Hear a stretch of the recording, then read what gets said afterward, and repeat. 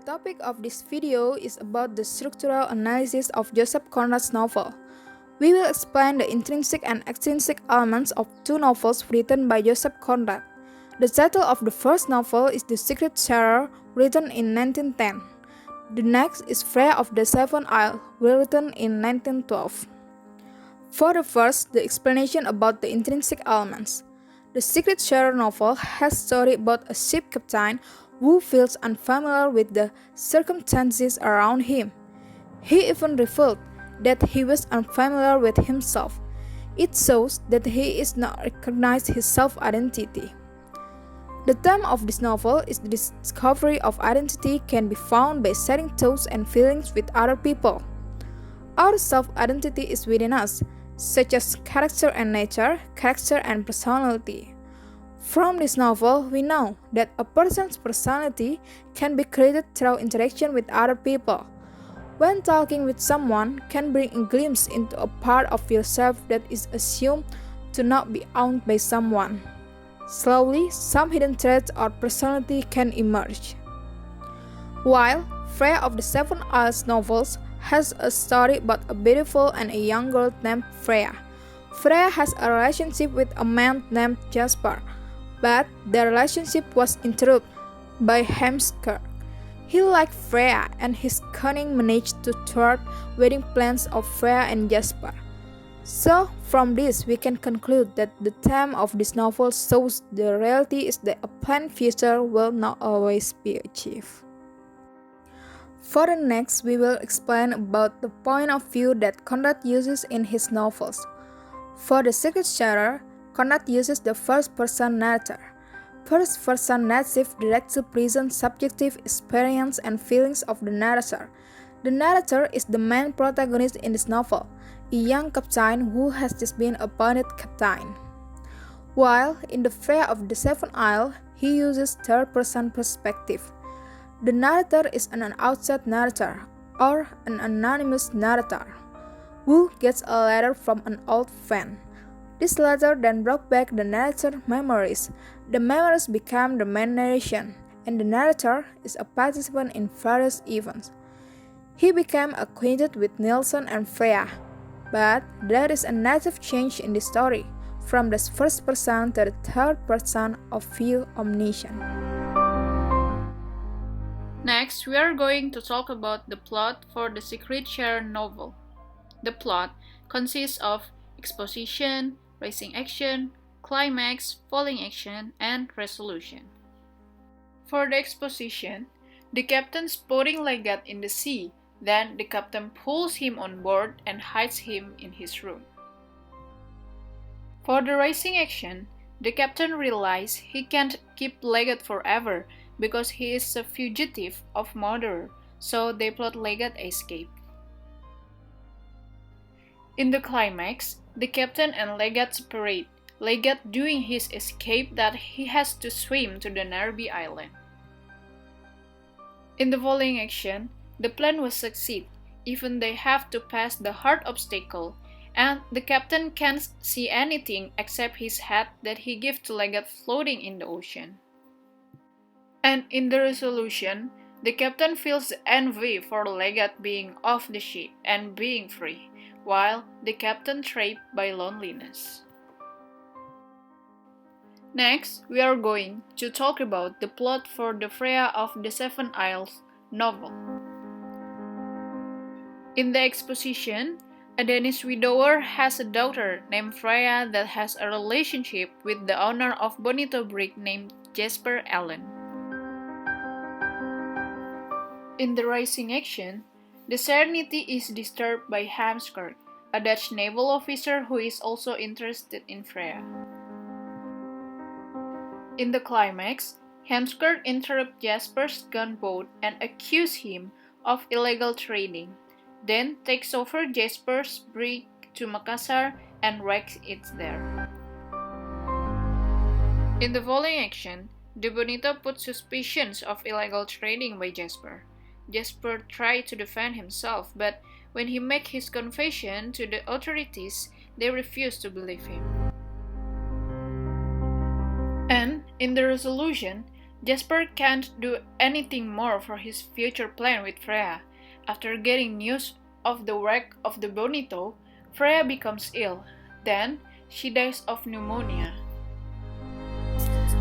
Let's move to the character and characterization. For the Secret Shaver novel, there are 5 characters, and the first character is the captain.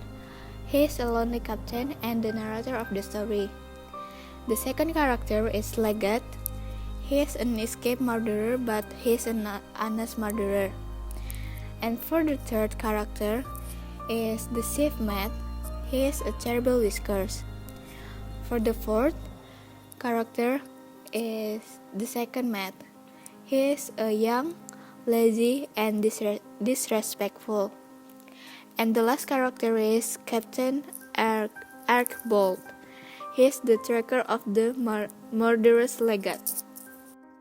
The captain in this story tells about his personal insufficiency and the resolution of those same insufficiency.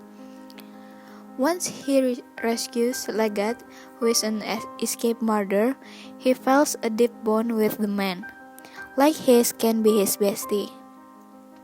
For Legate, he inspires confidence in spite of his past, and Legate was a chief mate of the Sephora until he accidentally killed an insolent woman crewman during a storm. And the chief mate, he is a little skeptical of the young man's abilities and actions. The chief mate tends to make the captain feel insecure and anxious about his authority as a captain of the ship. The second mate, he is a young, lazy, and disrespectful. Because he doesn't seem to like his job as a sailor, he is extremely critical and underrated on the captain. The captain Archbold of Sephora, he is determined to cover his bases when it comes to tracking down the murderous legate. He does his job so well. For the Freya of the Seven Isles, there are 4 characters. The first character is I, the unnamed narrator, and had no effect on the storyline. And the second character is Nielsen. He is a Danish widower and Freya's father. The third character is Jasper Allen. He is an English owner of the fast brick Bonito and Freya's boyfriend. And the last character is Hemskik. He is a Dutch commander of the gunboat Neptune and a cunning man. For the I character, at the end of the story, it was mentioned that the narrator was Freya's best friend. And for Nielsen, in the story, Nielsen plays the father of Freya. He is told as a father who loved his daughter. The disadvantage is his fear of the authorities. It is said that he was afraid of the so-called authority.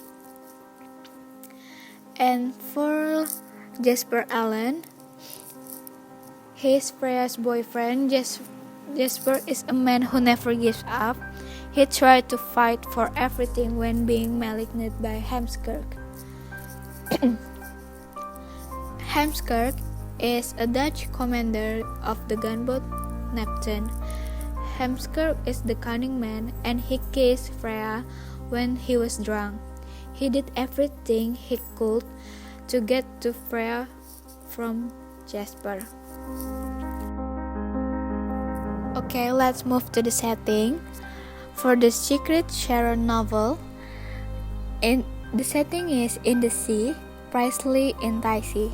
The story shows that the ship had crossed a large river named Mainam, then sailed towards the Gulf of Siam. And for the Freya of the Seven Isles, the story is located on a remote island that belongs to the Seven Isles, controlled by the Dutch.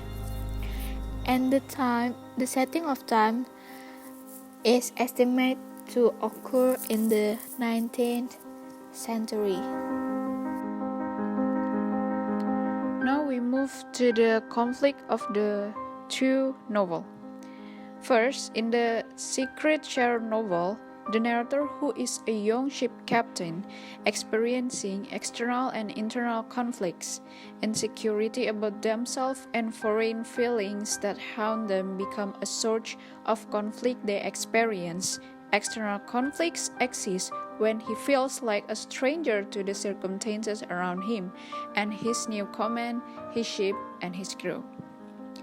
And in the Freya of the Seven Isles novel, the main characters in this novel, especially Freya, this girl, experience internal and external conflict. She has conflict with herself in determining the decision to elope with her boyfriend. She also overcame problems with Hemskirk, a warship commander who continued to threaten and pressure his father. So, both of the novels show several conflicts that occur in the main characters. They are experiencing external and internal conflicts. So the messages for two novels. The first novel, The Secret Sharer, the story conveys messages about friendship, the search for identity and self-confidence, how friendship can make us find ourselves.